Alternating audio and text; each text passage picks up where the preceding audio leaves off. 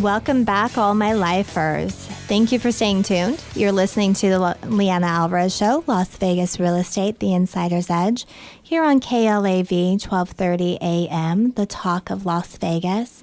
Right before break, we were talking about, really the local Las Vegas real estate market, what exactly the Orange Report was, and we've got Michael Maggiore and Heidi Kasama, both of which are managing brokers of Prudential offices, as well as leading experts in the local real estate market. Heidi, you actually are our newest 2014 president of the Greater Las Vegas Association of Realtors, which is a huge responsibility and really an amazing compliment for your experience and your expertise within real estate. Congratulations. Well, thank you. Yes, and I'm proud to lead the organization. As you mentioned, it's about 11,000 member organization, and it is the largest trade organization in the state of Nevada. Oh, really? I had no idea. Yeah, no, it is. It really is quite influential. I didn't realize myself until I became more involved with the association. And, what we do is support our members who are realtors. Okay. And so, becoming a realtor means that you become part of the National Association of Realtors, and you agreed to abide by a code of ethics. Okay. And so, a realtor versus somebody else that is just has a real estate license. Like a regular salesperson, there is a difference. There is a difference. So if you're working with a real estate agent that has the realtor designation, they have joined the National Association of Realtors, as well as our local association, the state association, and the National Association of Realtors. And they, adhere to that code of ethics. We have agreements for mediation and arbitration between agents. We have training.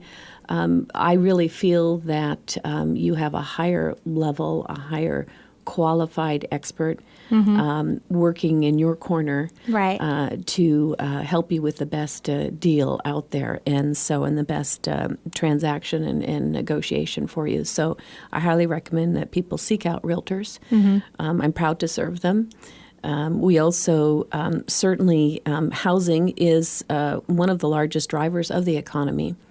And with that said, we are active politically as an association as well.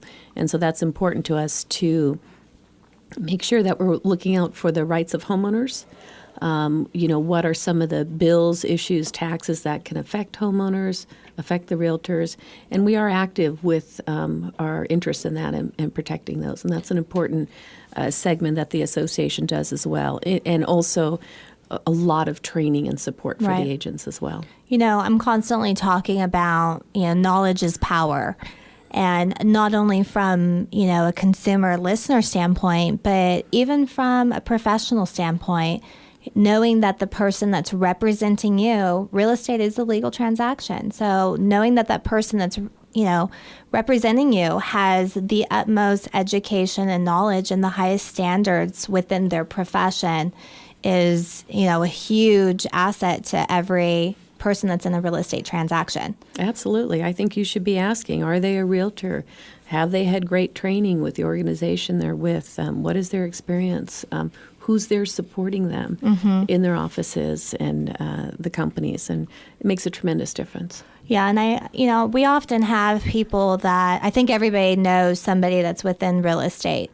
And a lot of times we don't actually interview that individual. And this is probably one of your largest, assets in a transaction. To know that you have the best person representing you, you really should be a job interview. And they should be able to provide that information to you, not only of their education, but their experience, somebody that's actually very active, that's not, necessarily a part-time, realtor is a huge thing. Michael, I know, you and I have had conversations in the past about ethics. And I think a lot of times consumers don't really realize how ethics applies to real estate. You actually teach ethics classes, correct? That's correct. I am a certified instructor for continuing education, and my subject matter is ethics. And to me, ethics is, as Heidi summed up, really the study of the standards of conduct and moral judgment and professionalism that we expect from realtors. And does it come up very often? I think sometimes, if you're listening, you don't realize how how, I guess, applicable ethics really are to real estate as a standards of practice, correct? Well, it really does come up, Leanna, on a daily basis where, you don't want a conflict to arise between a licensed professional. Right? And, much like gaming, real estate is licensed professionals that are required to maintain through continuing education the status of their license to ensure that they are ethically meeting the expectations and professionally meeting the expectations of their clients. So, okay. So it's not only necessarily something that applies amongst realtors and their clients, but even amongst realtor to realtor? From realtor to realtor, and, as an industry, you have expectations that your colleague will uphold their code of ethics, the duties that are owed to their client, all of which are explained up front. There's 11 items that are on the duties owed to ensure that they are delivering and exceeding the client's expectations. Okay. So, something to consider is that there's so many individuals within a transaction. And I know this is something that I constantly explain to my clients. It's not necessarily always a basis of somebody acting maliciously, but you have so many people involved. There are naturally different personality styles, and sometimes you might have a conflict or two that arises, or perhaps, in this day of local media with text messages and different types of things come across, I think, the wrong way. So this is just kind of a check for everybody that's involved in the transaction, really to keep them, I think, based on the same page, everybody kind of saying the same level. Absolutely, and that's one of the services that the Greater Las Vegas Association of Realtors will provide as well, is they'll provide a place for people to sit down at the table to work out their differences as well. Oh, okay. So if you're just tuning in, you are listening to Lianna Alvarez Show, Las Vegas Real Estate, The Insider's Edge, here with Lianna Alvarez, your host, and we've got Michael Maggiore and Heidi Kasama really discussing what's going on locally within our real estate market.